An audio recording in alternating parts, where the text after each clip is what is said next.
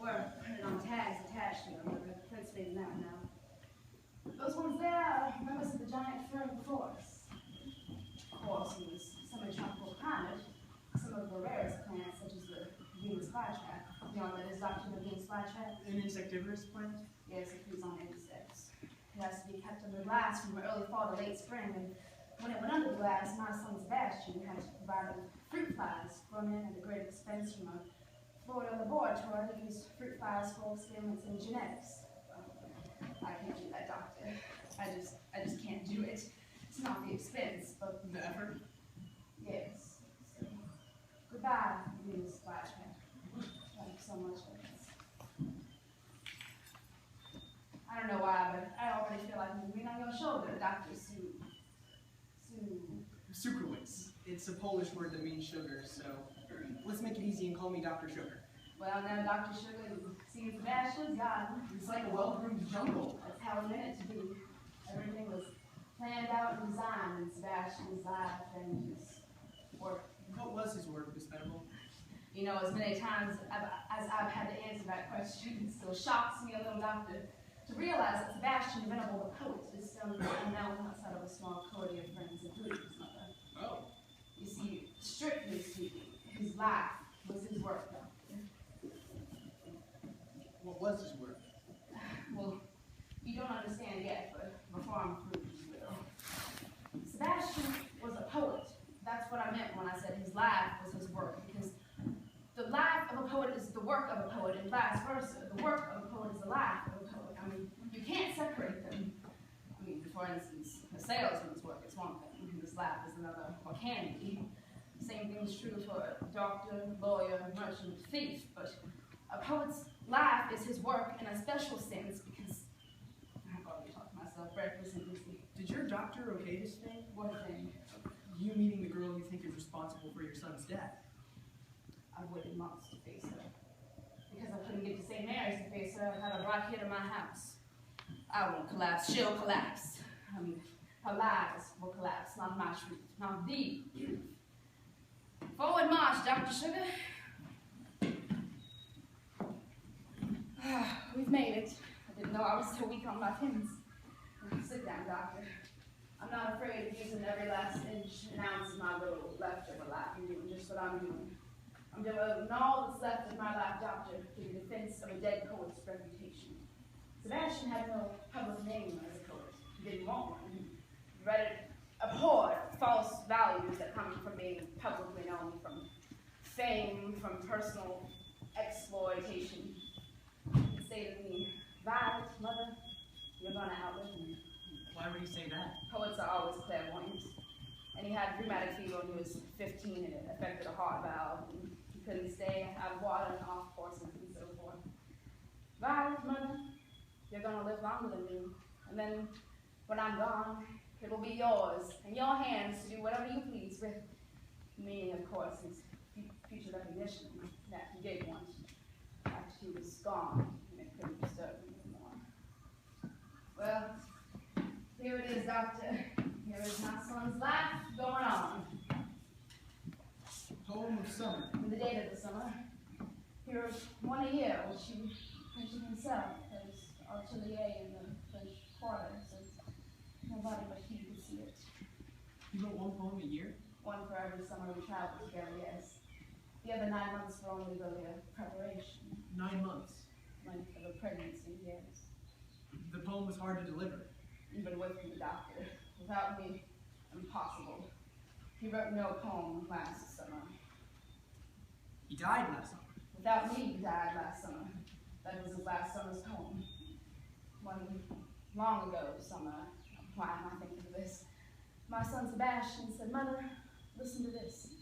And he read me Herman Melville's description of the Encantados, the Galapagos Islands. Quote, take 5 and 20 heaps of cinders dumped in an outside city lot. Imagine some of them magnified into mountains and the vacant lot the sea. You'll have a general idea of the aspect of the Encantados, the enchanted isles, looking as much as the world at large might look after a last conflagration. End quote. He read me that description and said we had to go there, so we did go there that summer on a charter boat, a four-masted schooner looking as close as possible to the sort of boat Venable himself must have sailed on. We saw the Encantadas, Doctor, but on the Encantadas we saw something Melville hadn't written about. We saw the great sea turtles crawl up out of the sea for their annual egg laying. Once a year, the female of the sea turtle would crawl up out of the equatorial sea onto the blazing sand beach to dig a pit in the sand and deposit her eggs there. It's a long, dreadful thing, the depositing of eggs in sand pits. And when it's done, the female crawls back to the sea half dead. She never sees her offspring. But we did. Sebastian knew exactly when the sea turtles would be hatching out, and we returned in time for it. So you went back to the terrible Encantadas, those heaps of extinct volcanoes, to witness the hatching of the sea turtles and their desperate flight to the sea. The narrow beach, the color of caviar, was all in motion. But the sky was in motion too. The sky was in motion too? Oh, the horrible birds, and the noise of the birds, and the horrible savage cries of the carnivorous birds. It made the sky almost as black as the beach as the just hatched sea turtles made their race to the sea. And the sand, all alive, as the just hatched sea turtles made their dash to the sea to escape the birds as they dived down on the just hatched sea turtles and hovered and swooped to attack and hovered and swooped to attack. They were diving down on the just hatched sea turtles, turning them over to expose their soft undersides, tearing the undersides open and rending and eating their flesh. What was it about this spectacle on the beach that fascinated your son, Miss Venable? Sebastian gets it. Possibly only 101% of the sea turtles would escape to the sea.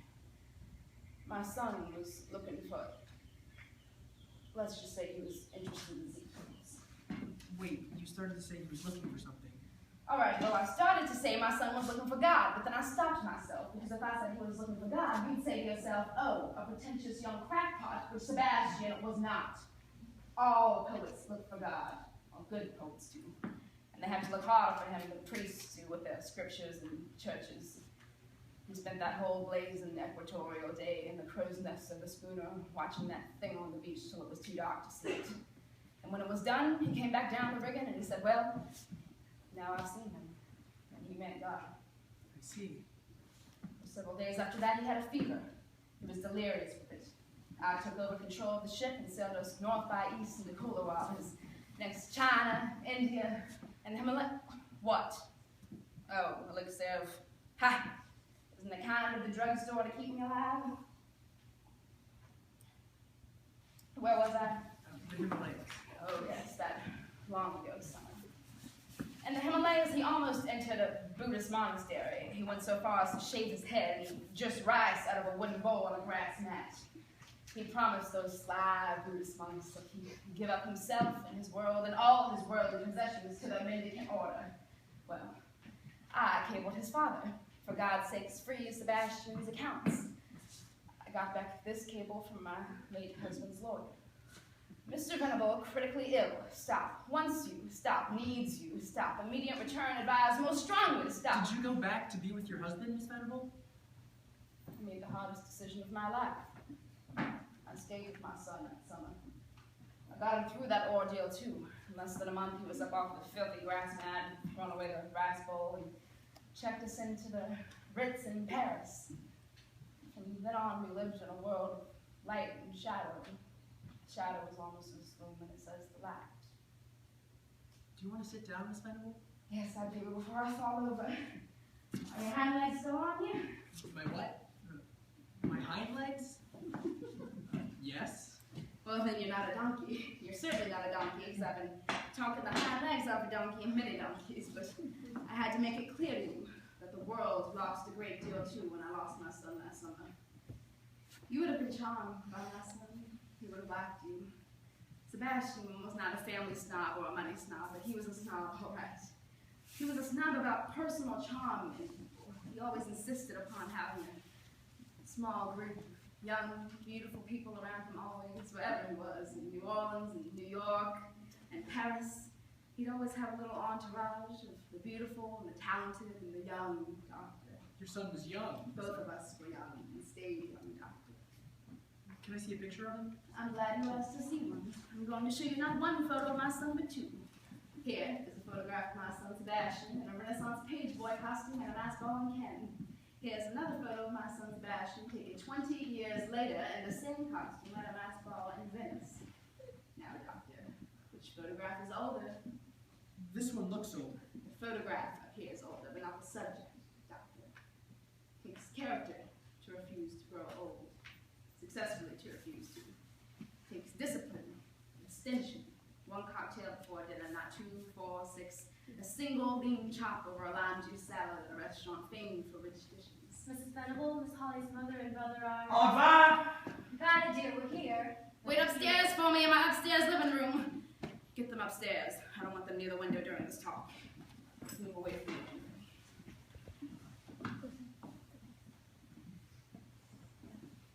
Miss Venable, if you don't mind me asking, what kind of a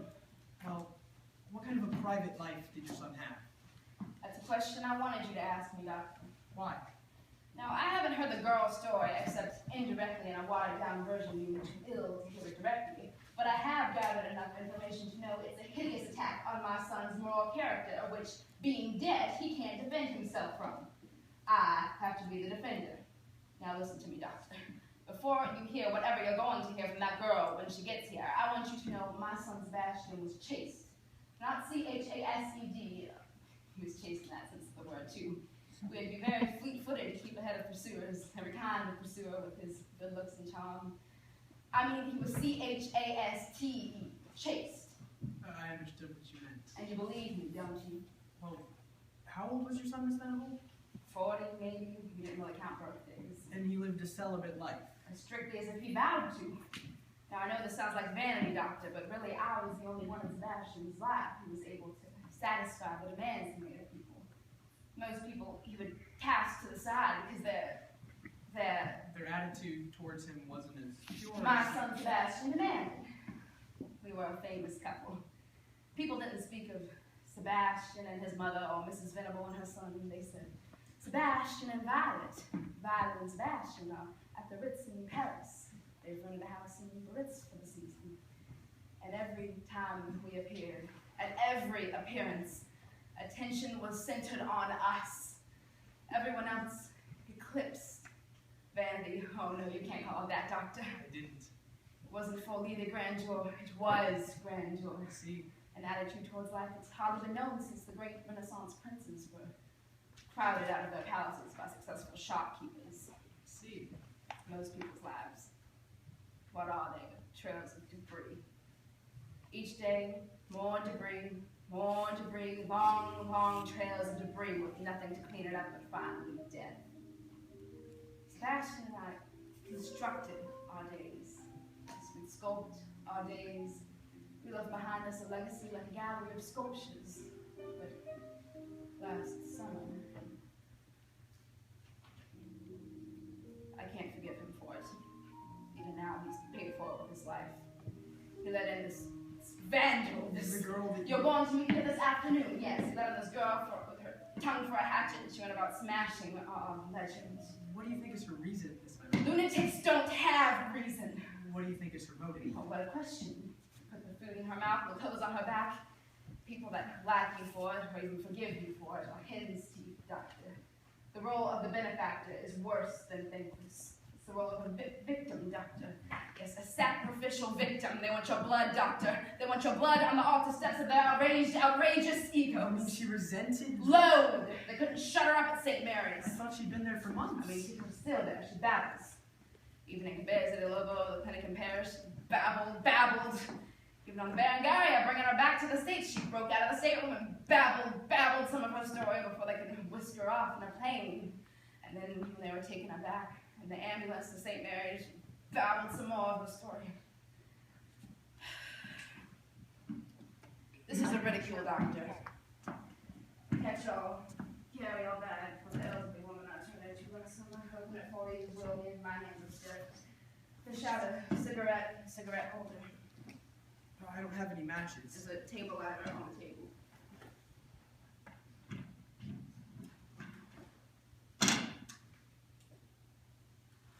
My, what a torch. So shines a good deed in a naughty world, Dr. Sugar. Miss Venable, in your letter to me, you mentioned a fund of some kind. I wrote you that my lawyers and bankers and accountants were setting up the Sebastian Venable Memorial Foundation for young people like you on the frontier of arts and science, but who have a financial problem. You have a financial problem, don't you, Doctor? Yes, I do have that problem. I'd like to make a new ward for my patients. I'd like to hire trained assistants. I want to marry a girl that I can't afford to marry. But I must be honest with you, Miss Venables. There is a great deal of risk in my operation. Whenever you enter the brain with a foreign object, Yes. even a needle-thin knife, Yes. in the skilled fingers of a surgeon, Yes. there's a great deal of risk in the operation. You said that it pacifies them, suddenly makes them peaceful. Yes, that much we already know. But, But what? well, it'll be 10 years before we know if the immediate benefits of the operation are lasting or passing, or if there will even still be a... And this is what haunts me about it. Any chance there is afterwards of reconstructing a totally sound person, it might be that that person is limited. Relieved of acute disturbances, but limited, Miss Venable. But what a blessing to the doctor. After all that pain, after all that horror, to be able to lift their eyes and see the sky, not as full of black, savage, devouring birds, the sky can't hide us, Doctor. Miss Venable, I can't guarantee a lobotomy would stop her babbling. That may be, maybe not. But after the operation, who would believe her, Doctor? Miss Venable, I don't think it's occurred to you that just someone less innocent than you, they might see this as a sort of bribe. Name it that, I don't care. There's just two things to remember. She is a destroyer. My son was a creator. Now, if my honesty shocked you, you can pick up your little black bag without the subsidy in it and leave this place. Nobody's heard our conversation with you and I, Dr. Sugar. Mrs. Venable? What? What is it, Miss Foxhill? Mrs. Venable, Miss Holly is here with... Oh my God, there she is in the window. I told you to lead her around the back through the garden. I told you I didn't want her in the house again. I have to have my 5 o'clock frozen daiquiri before I face her. Dr. Sugar, you still not left. Stay in the garden if you wish, or go inside if you wish, or leave if you wish, or do whatever it is that you wish. But I'm going to have my 5 o'clock frozen daiquiri before I face her. It's okay. What's that? A drink. Sorry. Sit down, my family's coming inside.